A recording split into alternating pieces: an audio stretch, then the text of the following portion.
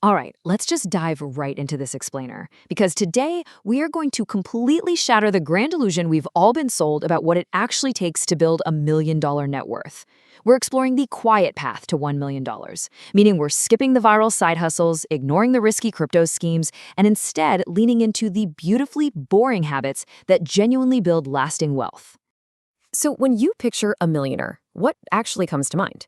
Your brain probably jumps straight to visible, flashy wealth, right? Luxury cars, massive houses, designer brands. But the statistical reality? Honestly, it's shockingly boring.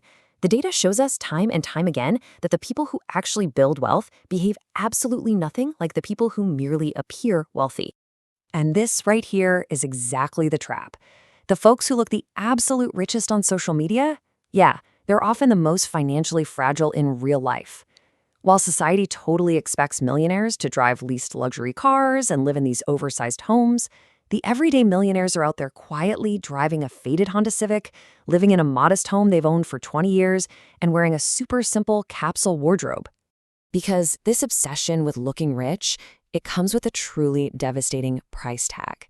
Every single dollar you spend on, signaling your status to everyone else is literally a dollar that cannot compound for your own future.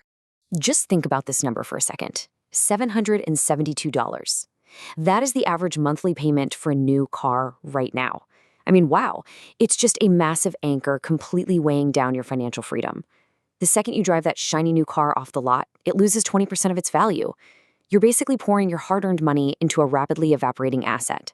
So swallowing your ego and driving an older, maybe slightly beat up but reliable used car, it isn't about depriving yourself at all. It is about buying your future freedom.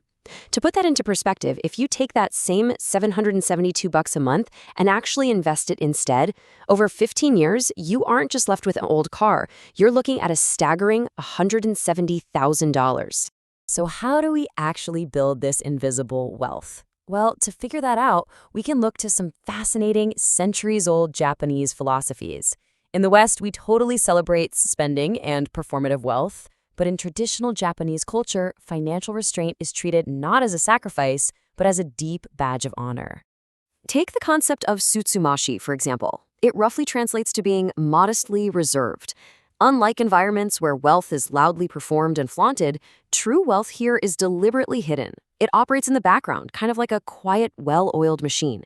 Essentially, the quieter you live, the more admired you are.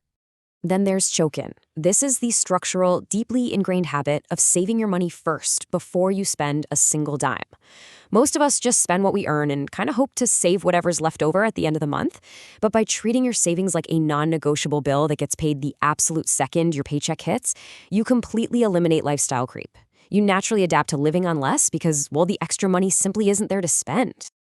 Another absolutely incredibly powerful concept is motainai.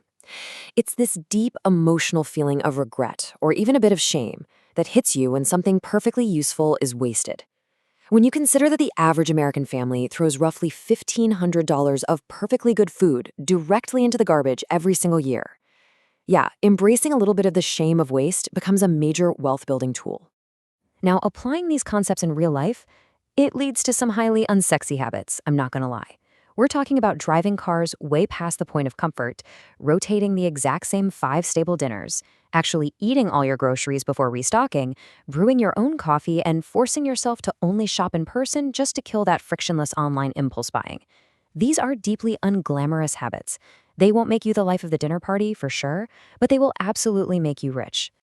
But get this. Adopting just a handful of these completely mundane daily routines can actually free up to $22,000 in annual savings compared to how the typical consumer spends.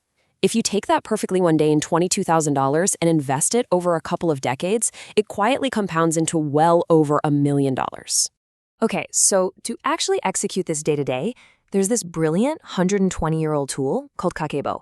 It's basically a simple, handwritten household budgeting ledger. But the magic isn't in the notebook itself, it's the physical act of writing things down that creates what psychologists call cognitive friction. It turns out, physically slowing down your spending impulses literally wakes your brain up from that frictionless tap-to-pay trance we are all constantly stuck in. The system is super straightforward.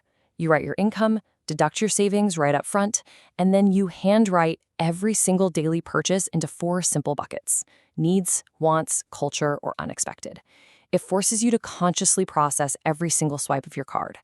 Then there's hara-hachi-bu. Originally, this is the traditional Confucian practice of eating only until you're about 80% full. But applied financially, it means permanently leaving a 20% margin in your budget. Instead of maxing out your entire lifestyle to perfectly match your peak paycheck, this 20% margin gives you the crucial breathing room where true financial resilience lives.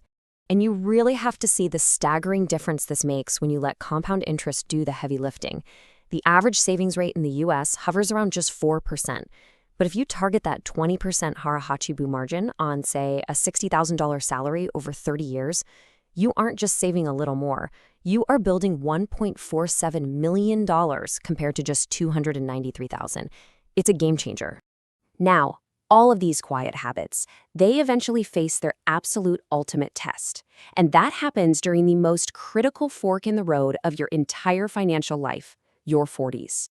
Your 40s are a uniquely leveraged decade. Think about it. You finally hit your peak earning power. Your major expenses actually begin to stabilize, and you have just enough time left for compounding to really work its magic. But beware, because this is exactly when the social pressure to upgrade everything you own hits the absolute hardest. So imagine 2 identical earners. Their entire retirement outcomes are decided purely by their restraint during this one single decade. The flashy path, that involves upgrading to the massive $575,000 house, financing luxury SUVs, and taking on massive Parent Plus loans. The quiet path, on the other hand, means staying put in that $320,000 starter home, driving used cars, choosing in-state schools, and heavily investing the difference. Well, the results totally speak for themselves. That person who upgraded their lifestyle is now facing a deeply stressed retirement at age 65, likely running out of money in their 80s with just $685,000. But the person who stayed quiet, they have over $1.65 million in total freedom.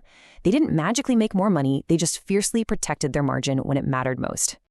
You really have to remember this.